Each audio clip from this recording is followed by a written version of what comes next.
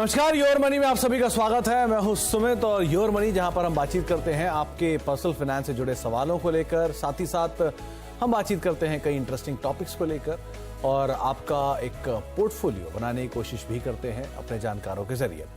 आज हमारे साथ बातचीत करने के लिए पंकज मटवाल सर मौजूद हैं, जिनसे हम बातचीत करेंगे आपके सवालों पर और कुछ एक इंटरेस्टिंग टॉपिक्स भी हैं उनके ऊपर भी हम चर्चा करेंगे। लेकिन अगर आपका भी कोई सवाल है तो आप हमारे साथ जुड़ सकते हैं और 7045220000 ये हमारा व्हाट्सएप नंबर है, इस पर आप सवाल पूछेंगे। आस्क आवाज योर मनी ये हमारे हैशटैग्स हैं जिनका इस्तेमाल करके भी आप इस कार्यक्रम का हिस्सा बन सकते हैं। और साथ ही साथ yourmoney@nw18.com ये हमारा मेल आईडी है, इस पर भी आप अपना सवाल हमें सीधे भेज सकते हैं। हमारे साथ ऑप्टिमा मनी के मैनेजर्स के एमडी पंकज मटवाल सर मौजूद भी हैं। पंकज सर से हम चर्चा करेंगे कुछ टॉपिक्स पर, कुछ इंटरेस्टिंग एस्पेक्ट पे बातचीत भी होगी। तो पंकज सर नमस्कार, स्वागत है कार्यक्रम में पहले तो। और सबसे पहले आज जो हमने टॉपिक उठाया है वो उठाया है बिहेवियरल बायसेस ऑफ इंडिविजुअल्स। इसको सरल भाषा में समझाया था तो कुछ ऐसा कि हमेशा जब तेजी आती है तब ये मन करता है कि अभी बने रहो, और जब मंदी आती है तो मन करता है कि बेच के निकल जाओ, ये पता नहीं कहाँ खत्म होगी। एक दूसरा, हमने लिया था कुछ सोचकर, किसी ने बोला ये खराब है, हमने बेच दिया। हमने लिया था ये सोचकर कि हम इसे लॉन्ग टर्म रखेंगे, लेकिन 3 साल में बढ़िया मुनाफा आ गया, हमने बेच दिया। ऐसे बहुत सारे फैसले एक इंडिविजुअल एक समय तक देखता है। ये ना केवल म्यूचुअल फंड इंडस्ट्री में बल्कि हर उस इंडस्ट्री में जहां पैसा है वहां इस तरह के विचार आते हैं। आप दशकों से इस तरह के विचारों को देख रहे हो, उनसे जूझ भी रहे होंगे आई एम श्योर। तो कैसे आपने उन्हें हैंडल किया, क्या कहता है आपका एक्सपीरियंस? सुमित जी नमस्कार, आपने बिल्कुल सही कहा। ये इन्वेस्टमेंट में कुछ इमोशनल बायसेस होते हैं, कुछ कॉग्निटिव बायसेस होते हैं। मतलब इस तरह की चीजें आप करते हैं जिसकी वजह से आपकी वेल्थ नहीं बन पाती है, डिसीजन गलत हो जाते हैं। आपने बहुत सारे एग्जांपल्स भी, अच्छे एग्जांपल्स भी दिए। तो बायसेस तो बहुत सारे हैं कि जिस वक्त पर बाय करना होता है उस वक्त बेच दिया जाता है, जब बेचने का टाइम होता है तो खरीद लेते हैं, कोई लॉस में बैठे रह जाते हैं और लॉस बढ़ता ही चला जाता है। तो इस तरह के बहुत से होते हैं। लेकिन हम अगर एक एक करके कुछ एग्जांपल लें तो जैसे कि रिसेंसी बायस एक बहुत ही कॉमन बायस है। एग्जांपल के तौर पर कि आपने कुछ देखा कि कहीं पर बहुत ज्यादा मूवमेंट दिखाई दिया, मोमेंटम है, तो अक्सर ऐसा लगता है कि अगर इस शेयर ने, इस म्यूचुअल फंड ने पिछले 6 महीने में 20% का प्रॉफिट दिया है तो अब तो बस इसमें इन्वेस्टमेंट कर लेना चाहिए क्योंकि ये तो अभी और ऐसा ही बढ़ेगा। ये भूल जाते हैं कि कब कितनी दिनों के बाद ऐसी नौबत आई थी कि इस तरह से बढ़ा है। लेकिन अक्सर ऐसा देखा जाता है कि मन में यही चलता है कि जो रिसेंट इंफॉर्मेशन है उसको लेकर ही आगे भी ऐसा ही होने वाला है। इस तरह का एक बायस देखा जाता है। उसी तरह से जैसे कंफर्मेशन बायस है, कई इन्वेस्टर्स के मन में कुछ चल रहा होता है कि ये चीज बहुत अच्छी है, या मैं सोने में निवेश करूंगा तो ये बेटर है इक्विटी से, या रियल एस्टेट तो सबसे अच्छी चीज है, कुछ भी हो सकता है। और जैसे ही 2-4 लोगों ने और आपकी बात में हाँ मिला दी तो मतलब बात पक्की हो गई। तो कुछ लोगों में यह बायस होता है कंफर्मेशन का कि वेट कर रहे होते हैं कि मेरी बात को अप्रूव कर दिया जाए, और इस तरह का बहुत एक बायस देखा जाता है। ऐसे ही एक बायस होता है एग्जांपल के तौर पर फ्रेमिंग बायस, कि वो इंफॉर्मेशन आपके सामने कैसी रखी गई उसके आधार पर आपका जो डिसीजन है वो चेंज हो जाता है। तो ये भी बड़ा कॉमन होता है। और आपने पूछा कि इस तरह के बायसेस से कैसे निपटा जा सकता है, तो एक तरीका है सिंपल की रिसर्च। पहली बात तो सैंपल साइज कितना बड़ा है। कई बार क्या होता है, आपने 2-4 चीजें देखी, उसके बेस पे आपने बोला कि ऐसा ही होता है, लेकिन ऐसा ही नहीं होता है। आपने 4-5 चीजें देखी, 4-5 एक्सपीरियंस हुए, बट जब बड़े एक्सपीरियंस होंगे, बड़ा कुछ आप देखेंगे, तब मालूम चलेगा कि एक्चुअल में एवरेज क्या होता है। दूसरी बात यह है कि हमेशा रिसर्च कीजिए। आप जैसे नेगोशिएशन करते हैं तो हमेशा यह होता है कि बायर जो है वो कम पैसे देने की कोशिश करता है, सेलर जो है ज्यादा लेने की कोशिश करता है, बट अल्टीमेटली आपका जो फेयर प्राइस है वहां निकलकर आ जाता है। तो हमेशा यह है कि रिसर्च होनी चाहिए, डेटा के साथ काम करें, मॉडल हो कोई आपका इन्वेस्टमेंट का, रूल बेस्ड तरीके से आप इन्वेस्टमेंट करेंगे तो आप इन बायसेस से बच सकते हैं। अदरवाइज आपके इमोशंस हमेशा आपके परफॉर्मेंस के बीच में आते रहेंगे। पंकज सर, एक छोटा सा सवाल था। लाभ और लोभ के बीच में एक मात्रा का अंतर होता है, लेकिन वो मात्रा से सब कुछ बदल जाता है। सो इन दोनों को बैलेंस कहां किया जाए? बिल्कुल, देखिए अल्टीमेटली कई बार सवाल आता है कि मुझे इन्वेस्टमेंट करना है और मुझे मैक्सिमम रिटर्न चाहिए। तो ये जो मैक्सिमम रिटर्न है इसकी डेफिनेशन क्या है? अब आप इन्वेस्टमेंट कर रहे हैं तो ये बात तो तय है कि आपको रिटर्न्स तो अर्न कर रहे हैं, इसीलिए आप इन्वेस्टमेंट कर रहे हैं। लेकिन ये देखना जरूरी है कि आप कितना रिस्क ले सकते हैं, पर क्या उतना रिस्क लेना आपके लिए सही है, कितना उसमें आपको रिटर्न मिलेगा। तो ये सब पॉसिबल है जब आप किसी डेटा को देखें।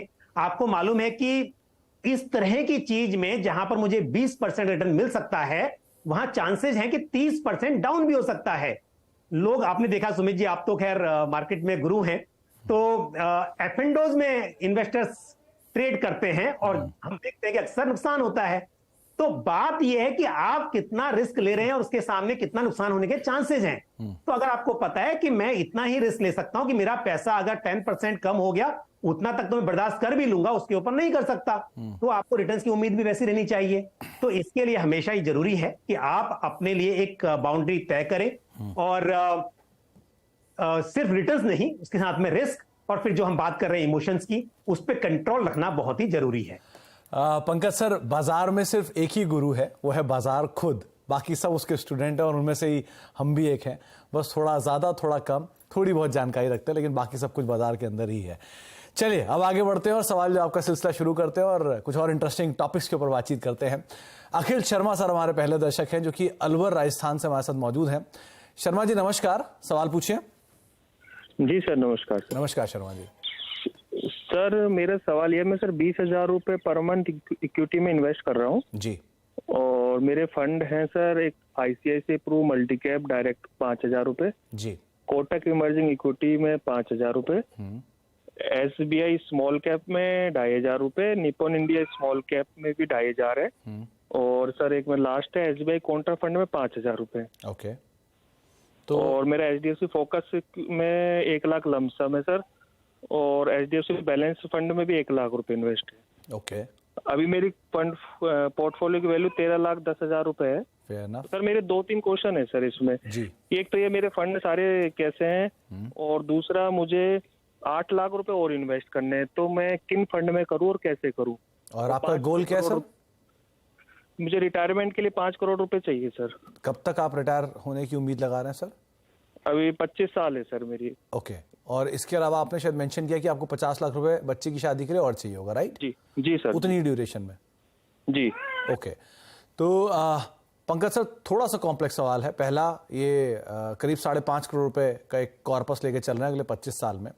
दूसरा, ये नई पूंजी निवेश करना चाहते हैं बल्क में, तो क्या आप ये एडवाइस करेंगे कि इस तरह के सिचुएशन में, जबकि बाजार अपने ऑल टाइम हाई पर है, यहाँ पर ये बल्क में पूंजी लगाएं या छोटे छोटे हिस्से बना दें उस पूंजी के, और कहाँ निवेश करें, और एग्जिस्टिंग पोर्टफोलियो कैसे देख रहे हो आप?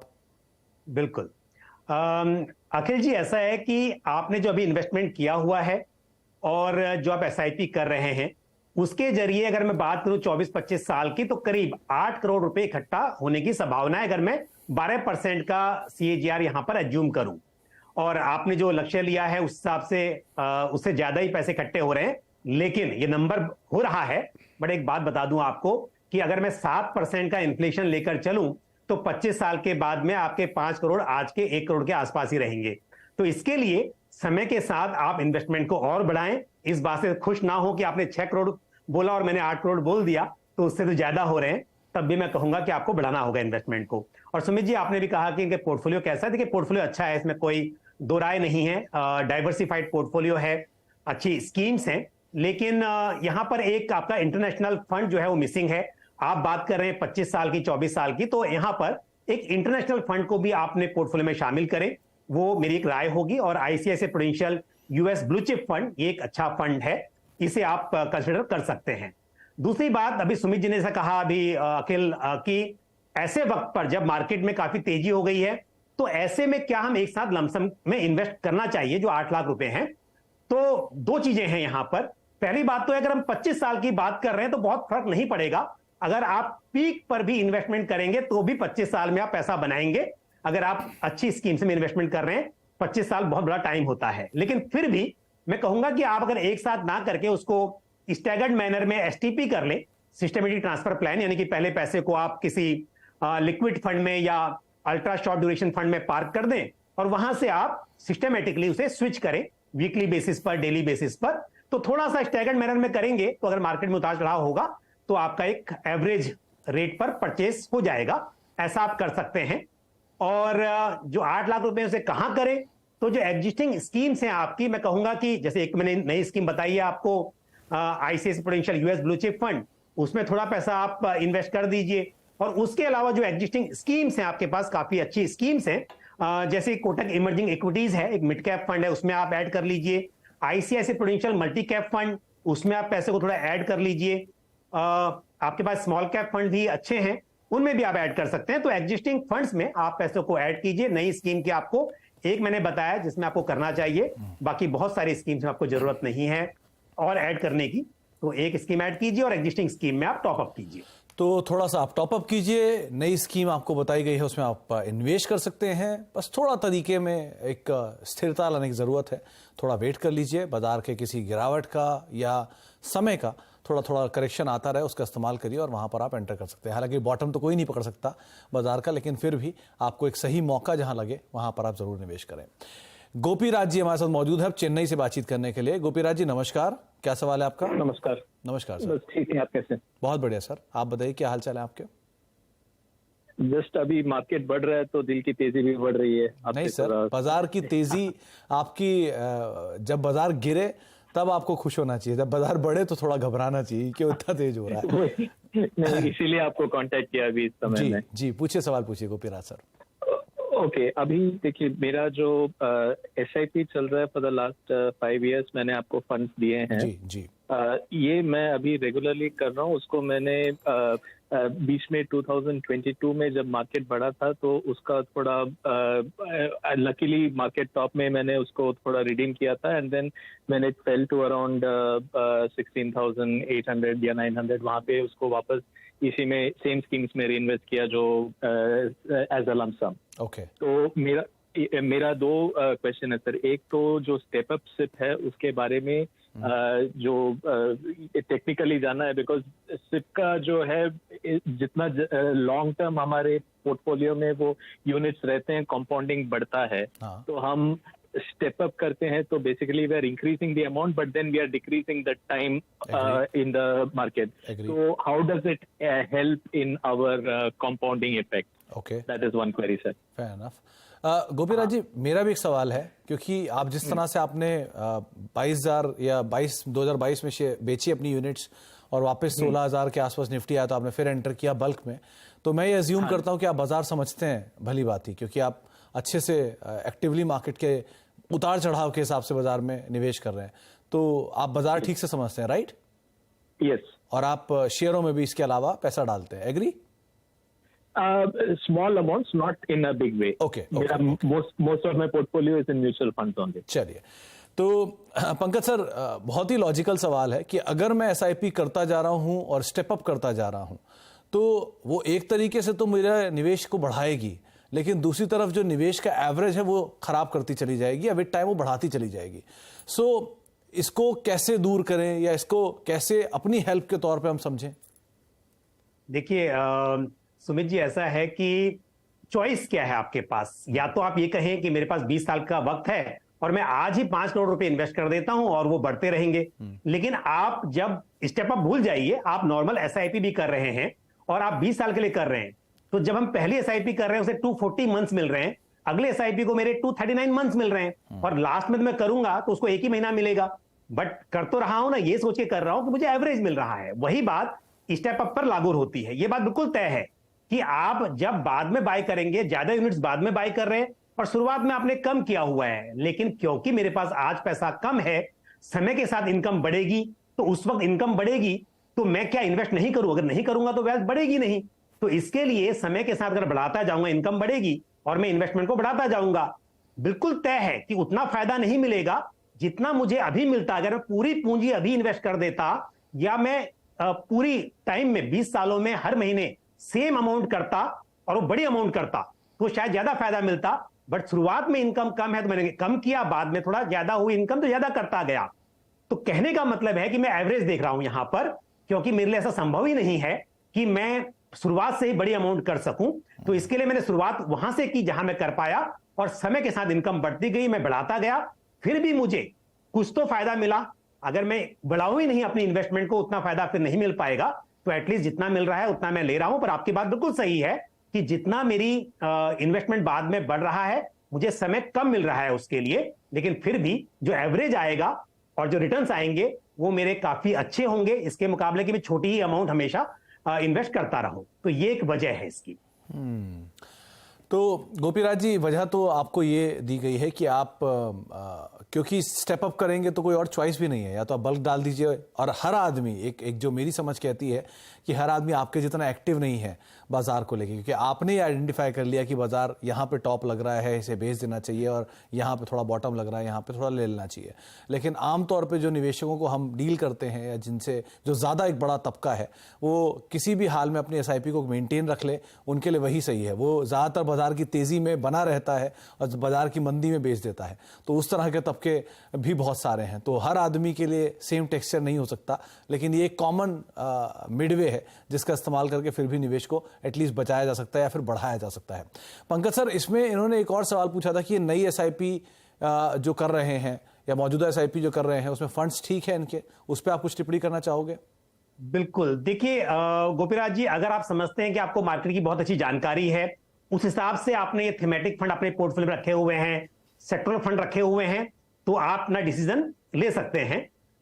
लेकिन मेरे हिसाब से जब आप बात करते हैं 20-25 साल की या लंबे वक्त की, 15-20 साल की जो भी हो, तो ऐसे में डाइवर्सिफाइड पोर्टफोलियोज बेटर परफॉर्म कर सकते हैं, क्योंकि कोई भी थीम हो या कोई भी सेक्टर हो, वो किसी एक पीरियड के बीच में बहुत अच्छा परफॉर्म कर सकता है। अब IT सेक्टर देख लीजिए, एक साल से तो आप बहुत सेटिस्फाइड नहीं होंगे उसकी परफॉर्मेंस से, जबकि पहले बहुत अच्छा था और आगे भी अच्छा करेगा।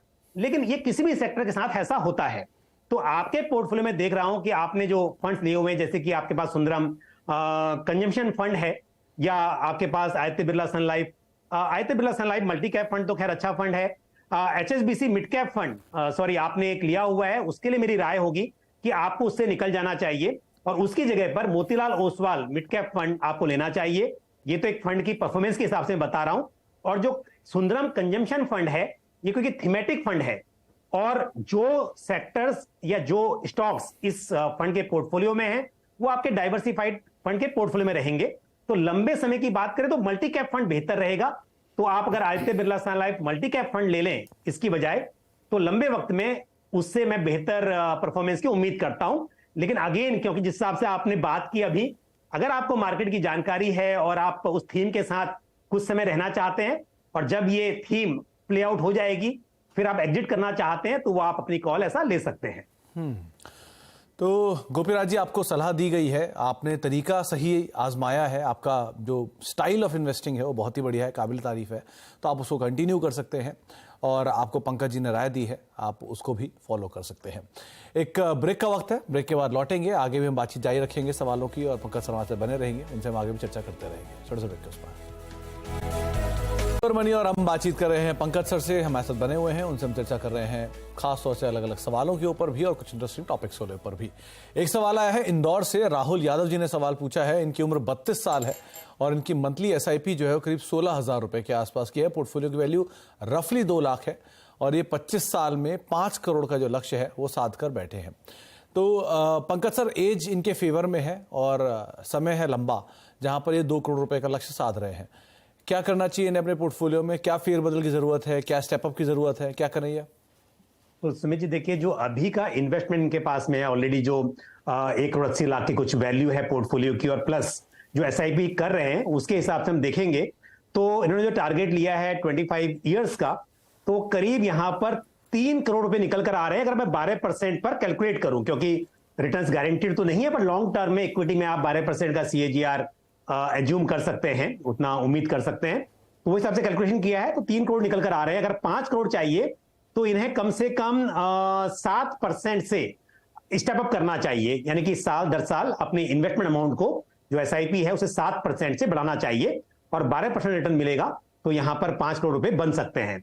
और मैं एक बात और कहूंगा सुमित जी, यहां पर क्या होता है जब टारगेट लेते हैं लॉन्ग टर्म का, तो 5 करोड़ वैसे सुनने में तो अच्छा लगता है, आज की तारीख में 5 करोड़ अच्छी अमाउंट होती है, बट 25 साल के बाद अगर हम 7% की महंगाई दर लेकर चले तो ये आज के 1 करोड़ के बराबर ही होंगे, उससे भी कम ही होंगे। तो इसके लिए 25 साल में इनकम बहुत बार बढ़ेगी। मेरी राय यह है कि 10% का तो कम से कम हर साल का स्टेप अप रखें ही, जब भी आपकी प्रमोशन हो और ज्यादा इनकम बढ़े तब और भी बढ़ाएं, तो बड़ा टारगेट रखें। और जहां तक स्कीम्स का सवाल है, सारी स्कीम्स अच्छी हैं, आप इन्हीं स्कीम्स के साथ अपनी एसआईपी को कंटिन्यू कर सकते हैं। तो ये राय है। तो आप थोड़ा सा स्टेप अप करें अपनी एसआईपी को, और क्योंकि आपके फंड्स अच्छे हैं तो आप बने रहें। लेकिन ये बात सही है कि 5 करोड़ का जो फंड आप सोच रहे हैं वो 25 साल बाद इन्फ्लेशन एडजस्टेड काफ़ी कम पूंजी रहेगी, तो उसको भी आप ज़रूर ध्यान रखिएगा। आगे बढ़ते हैं और कुछ और सवालों को भी शामिल कर लेते हैं। अगला सवाल जो है वो भी रजनीश जी की तरफ से उत्तर प्रदेश में, और इन्होंने भी एक सवाल मेल के जरिए पूछा है। ये पोर्टफोलियो बनाने को लेकर सलाह चाहते हैं। 24,000 रुपये की एसआईपी से निवेश की इन्होंने शुरुआत की है। ये किस फंड में निवेश करना चाहते हैं, यानी शुरुआत करना चाह रहे हैं, और ये 2 करोड़ का एक जो पूंजी है वो हासिल करना चाह रहे हैं। तो इन्होंने अपनी एज मेंशन नहीं की है पंकज सर, लेकिन कितने साल में ये 2 करोड़ का फंड पहुंच सकते हैं, कॉर्पस पहुंच सकते हैं, ये इनका सवाल है। आप क्या राय रखते हैं, कौन से फंड्स और कितनी ड्यूरेशन? बिल्कुल, हम फंड्स की बात भी करेंगे, लेकिन पहले ये है कि कितने समय में।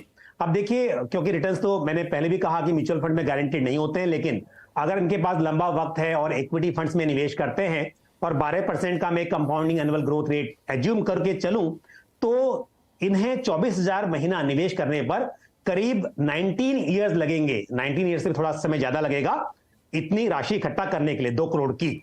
लेकिन अगर हम 10% से स्टेप अप कर दें कि हर साल बढ़ाते जाएं, पहले साल में 24,000, अगले साल में 10% और बढ़ाएंगे, उसके ऊपर ऐसे बढ़ाते चले जाएंगे, तो ये 15 साल में पॉसिबल है कि 2 करोड़ रुपए जुटा पाएं। तो समय कम हो जाएगा अगर आप निवेश की राशि बढ़ाते रहेंगे। जहां तक स्कीम्स का सवाल है, तो अगेन क्योंकि मुझे एज नहीं पता है, अगर आपका नजरिया लंबा है और रिस्क एपेटाइट है तो आप इक्विटी फंड्स में निवेश करें, तभी आपकी वेल्थ क्रिएट हो पाएगी। और यहां पर जैसे ICICI prudential large and mid cap fund है, इस फंड को आप पोर्टफोलियो में शामिल करें। आदित्य बिरला सन लाइफ मल्टी कैप फंड एक शामिल कर सकते हैं। Motilal Oswal mid cap fund, ये अच्छा मिड कैप फंड है। और साथ ही अगेन आपका लक्ष्य, अगर जैसे बात कर रहे हैं हम लोग 2 करोड़ बनाने की, 15 साल या 19-20 साल इन्वेस्ट करने की, तो एक स्मॉल कैप फंड को भी आप शामिल कर सकते हैं, और एक्सेस स्मॉल कैप फंड यहां पर एक सही चॉइस हो सकती है। तो इस तरह से आप लंबे वक्त के हिसाब से अपना पोर्टफोलियो बना सकते हैं। तो पंकज सर ने आपको राय रखी है आपके सामने, कौन कौन से फंड्स को आप चुन सकते हैं, कितनी ड्यूरेशन ले सकते हैं। देखिए, आमतौर पे बात हमेशा हर जानकार कहता है कि 12% की दर से वो म्यूचुअल फंड में रिटर्न आ जाएगा। ये 1 साल में शायद आपको ना दिखाई पड़े, 2 साल में वो डबल भी हो सकता है, लेकिन कभी कभी 15%, 17% रिटर्न देते हैं फंड्स, लेकिन 12% is on a safer side की इतना रिटर्न तो शायद दे ही देगा। इसीलिए इक्विटी बेस्ड फंड में इतना आधार हर जानकार मानकर चलता भी है, इसीलिए आपको आमतौर पर 12% पे ही सारी कैलकुलेशन बताई जाती है। पंकज सर, जाने से पहले आपकी तरफ से टॉप 4 फंड्स। बिल्कुल, मैंने अभी क्योंकि इस सवाल के जवाब में भी फंड्स बताए हैं, वही फंड्स मैं रिपीट करूंगा। आप ICICI prudential large and mid cap fund, इस कैटेगरी का अच्छा फंड है। साथ ही आदित्य बिरला सन लाइफ मल्टी कैप फंड, जिसका निवेश large cap, mid cap, small cap सभी तरह के स्टॉक्स में होगा। Motilal Oswal mid cap fund, और साथ ही एक्सिस स्मॉल कैप फंड, ये 4 फंड्स के साथ आप लंबे समय के लिए अपना पोर्टफोलियो बना सकते हैं। तो ये 4 फंड्स आपकी स्क्रीन पर हैं। अगर आप नया निवेश शुरू करने जा रहे हैं, आप नए निवेशक हैं, आप अपने एसआईपीज़ की शुरुआत करना चाह रहे हैं, तो ये कुछ नाम हैं जिनको आप देख सकते हैं, जिनको आप अपने पोर्टफोलियो का हिस्सा बना सकते हैं। पंकज सर, बहुत बहुत शुक्रिया, आपको बहुत बहुत शुभकामनाएं जन्माष्टमी की, और सभी दर्शकों को भी बहुत बहुत शुभकामनाएं कृष्ण जन्माष्टमी की। इसी के साथ अब योर मनी को ही समेटेंगे। ब्रेक का वक्त है और ब्रेक के उस पार भी लगातार खबरों का सिलसिला बना रहेगा।